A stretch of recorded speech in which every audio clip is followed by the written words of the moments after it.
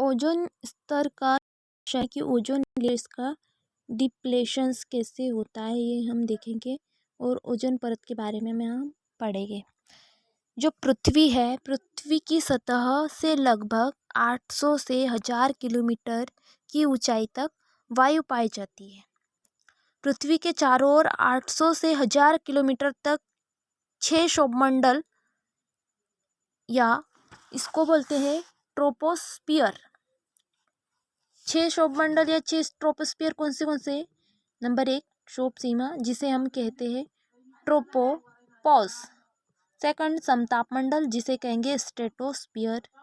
Then ozone sphere जिसे ozone मंडल। फिर उसके बाद आयन मंडल आयनोस्फियर और सबसे लास्ट बहरी मंडल जिसको बोलते हैं एक्सोस्फियर। जो समुद्र है, समुद्र की सतह से 32 से 80 किलोमीटर तक ओजोन का आवरण या ओजोन मंडल पाया जाता है। इसमें ओजोन गैस प्रचुर मात्रा में प्रेजेंट रहेंगी और जो इस मंडल में इसका तापमान समान रहेंगे, यानी कि जब आंधी तूफान नहीं आएंगे इसमें।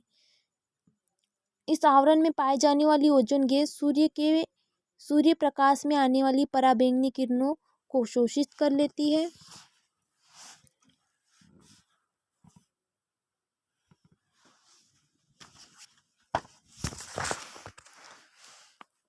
ऊर्जा से युक्त पराबैंगनी किरणें पृथ्वी पर जीव जगत को हानि नहीं पहुंचाती है, अतः जो ओजोन का आवरण है वो हानिकारक किरणों से हमारी रक्षा करता है।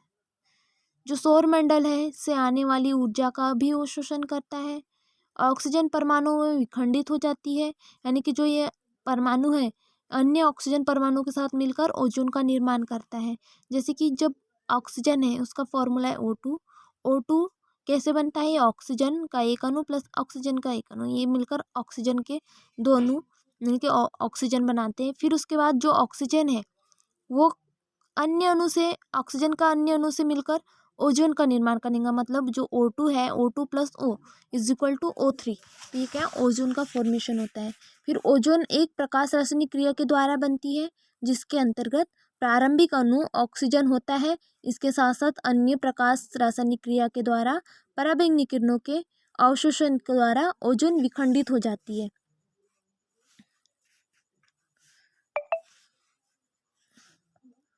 जो वायुमंडल है, वायुमंडल में ओजोन की कुल मात्रा 0.00002% ही है। कितनी? ओजोन की कुल मात्रा वायुमंडल में 0.00002% ही है। यदि इस गैस को पृथ्वी की सतह पर फैला दिया जाए तब केवल 3 किलोमीटर का ही स्तर बन पाएगी। इस गैस की 95% मात्रा केवल समताप मंडल एवं क्षोभ मंडल में पाई जाती है। भूमि पर ओजोन की बहुत कम मात्रा ही पाई जाती है।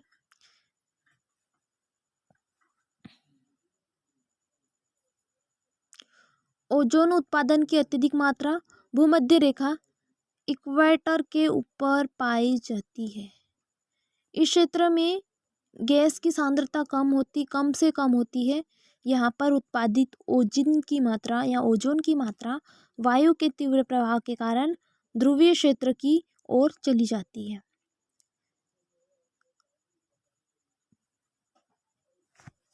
समताप मंडल में ओजोन अधिक जटिल प्रकाश रासायनिक क्रिया के कारण उत्पन्न होती है।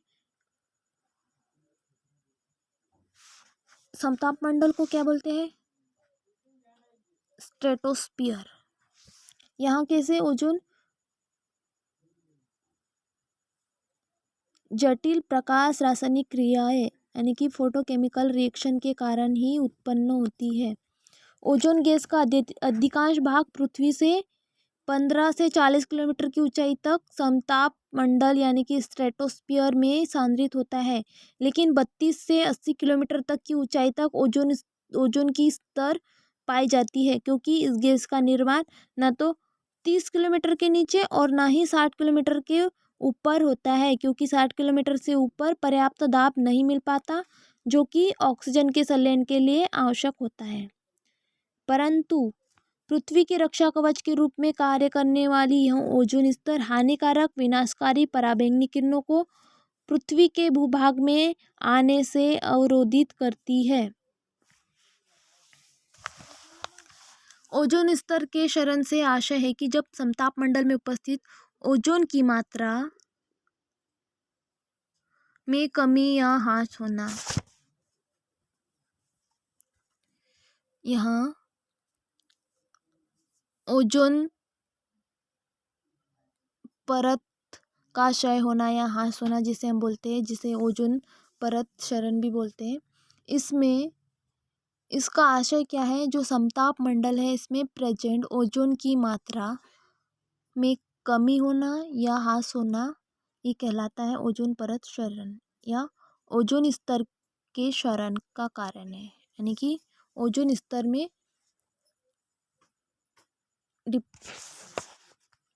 डिप्लेशंस का कारण है, ओजोन स्तर का क्षरण का प्रमुख कारण है समताप मंडल में उपस्थित ओजोन की मात्रा में कमी होना।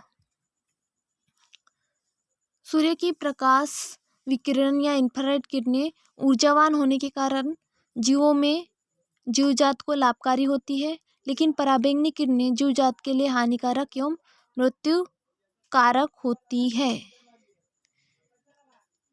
सूर्य की जो प्रकाश किरणें हैं वह एवं इंफ्रारेड किरणें हैं, ऊर्जावान होने के कारण जो जीव है या प्राणी है, एनिमल्स है, इनके लिए लाभकारी होती है। लेकिन जो पराबैंगनी किरणें हैं वह जीव, एनिमल सबके लिए क्या होती है, हानिकारक होती है, यानी कि मृत्यु का कारक होती है। तो जो वैज्ञानिक है इनके अनुसार जो पराबैंगनी किरणें हैं इनकी ऊर्जा जीवजात के लिए या बायोकेमिकल क्रियाओं की वृद्धि करती है और जीव की उत्पत्ति भी जैव रासायनिक क्रियाओं पर आधारित होती है। लेकिन जब तक पृथ्वी के ऊपर ऑक्सीजन, नाइट्रोजन, ओजोन की एक प्रभावशाली स्तर नहीं बन पाई, तब तक जीवन की उत्पत्ति संभव नहीं हो पाई। लेकिन जैसे ही यह आधा आवरण बन गया, वैसे ही पराबैंगनी किरणों के प्रभाव में कमी आई और जीवन की उत्पत्ति हुई।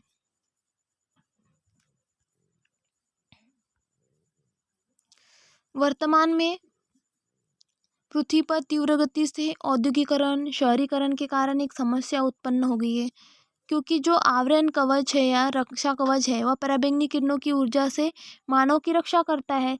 उसको इन उद्योगों, परमाणु, अंतरिक्ष परीक्षण, इनके कारण वायुमंडल को दूषित कर दिया या प्रदूषित कर दिया है।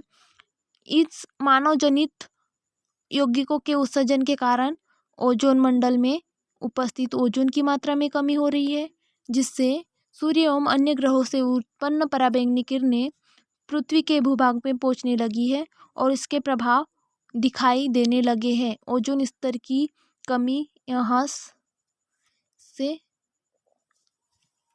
होने लगा है।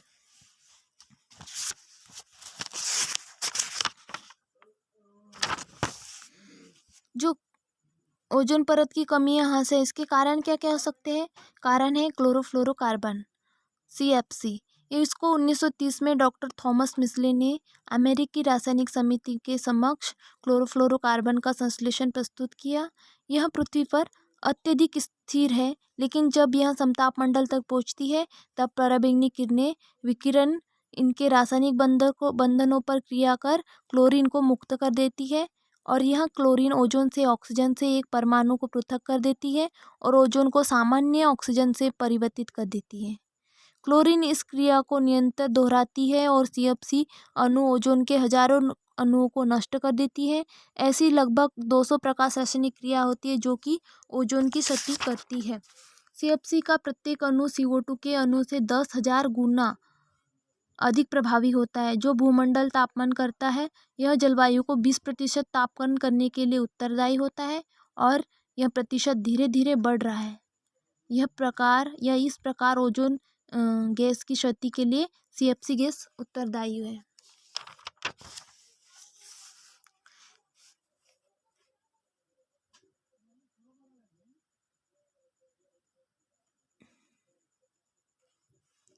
यहाँ सबसे पहले स्तर जो है वो ट्रोपोस्फियर, जिसको हम बोलते हैं शोभ सीमा या शोभ मंडल। फिर स्ट्रेटोस्फियर जिसको समताप मंडल, फिर मीजोस्फियर,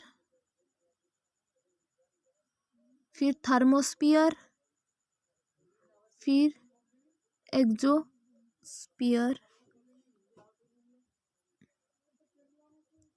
और समताप मंडल में ओजोन लेयर पाई जाती है।